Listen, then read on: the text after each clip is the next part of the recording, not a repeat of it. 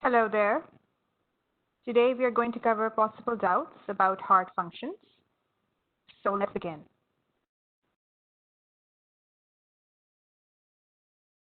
So this is the structure of the heart. And as you can see, there are a number of features that a heart has. For example, it has two sides, the right side and the left side. Okay, so I'm going to start off from the right side.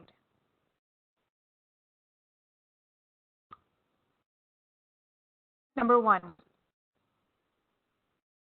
superior vena cava is the largest vein in your body. Okay, so the blood is ultimately collected by the superior vena cava.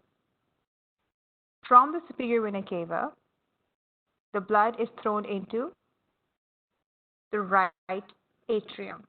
So this is your right atrium, and this is your superior vena cava. Okay, so the blood is coming from the head and the arms into the superior vena cava. It is then thrown into the right atrium. Okay, so this is your right atrium over here. From the right atrium, the blood moves into the right ventricle. Okay, so from the right atrium, the blood moves straight into the right ventricle, but there is a valve that comes in between these two heart chambers. And the name of that valve is called the tricuspid valve. Okay, the tricuspid valve is essentially important because it tries to maintain the direction of flow of blood constant. What I mean by that is that the direction of flow of blood is constantly maintained in one direction, meaning the heart will move only from the right atrium to the right ventricle and not from the right ventricle back into the right atrium. If that happens, that certainly suggests a condition of the heart, which will not be able to complement the heart's function.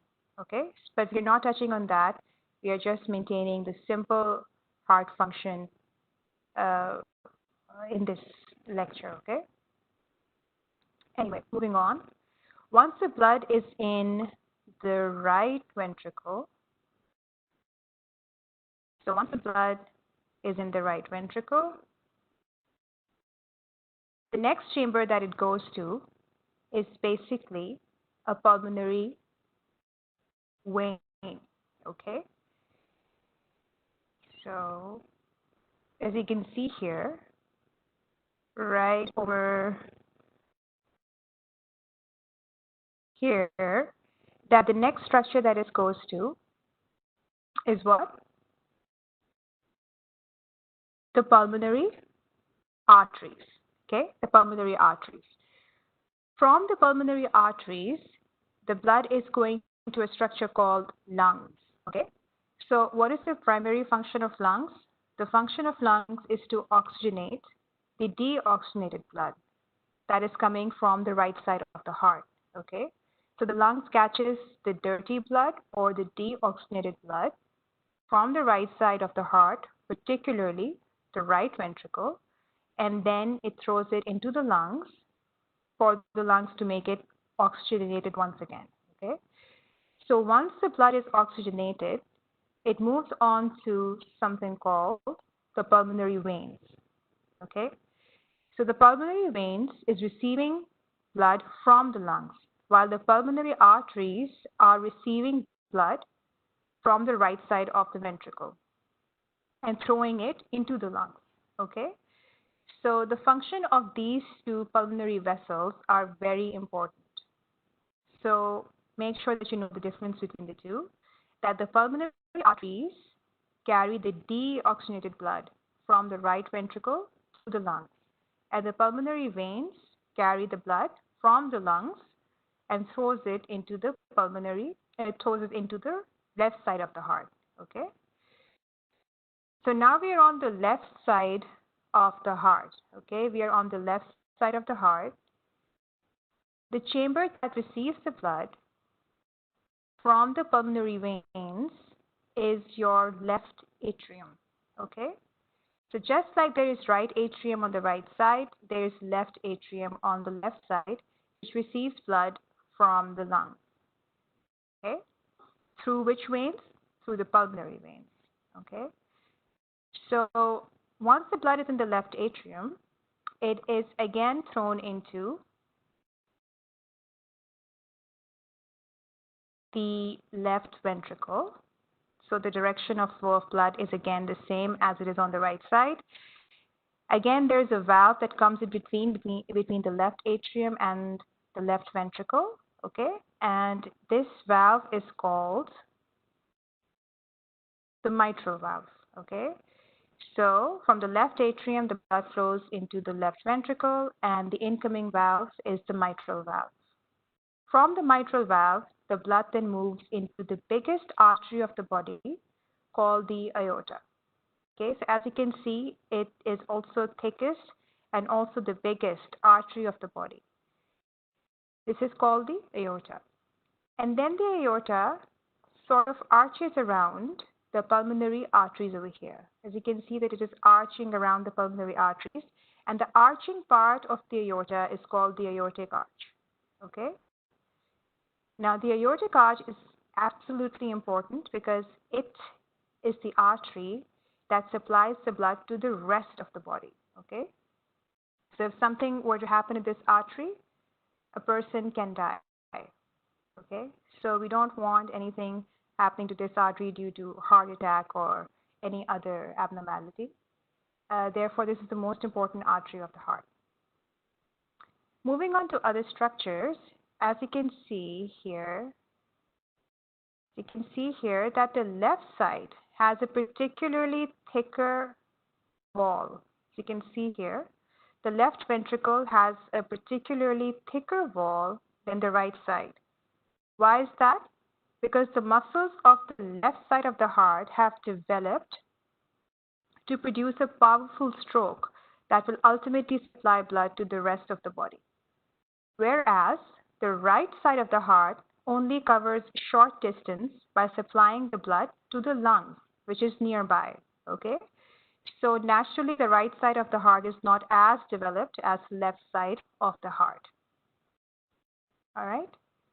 Okay, so there are another addition of pair of valves that comes in between the right side of the heart and the lungs and the left side of the ventricle and the aorta. And these valves are called the semilunar valves. Okay?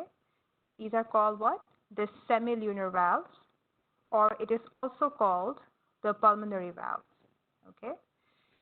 So the pulmonary valves or the semilunar valves, they span in between the right and the left side of the heart, and they connect the right side with the lungs and the left side with the aorta. So again, the function of the valve anywhere in the heart is to maintain direction, one flow of direction of blood. So again, this is moving to the lungs and this is moving to the aorta. Okay?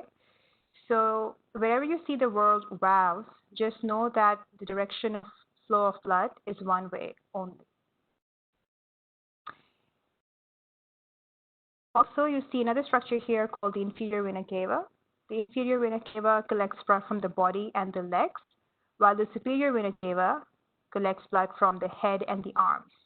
They're ultimately thrown into the right side of the heart, in particularly the right atrium. Okay? So this covers the function of the heart. Let's review it one last time to make sure that we understand the pattern correctly. The blood is connected from the superior and the inferior vena cava and is thrown into the right atrium.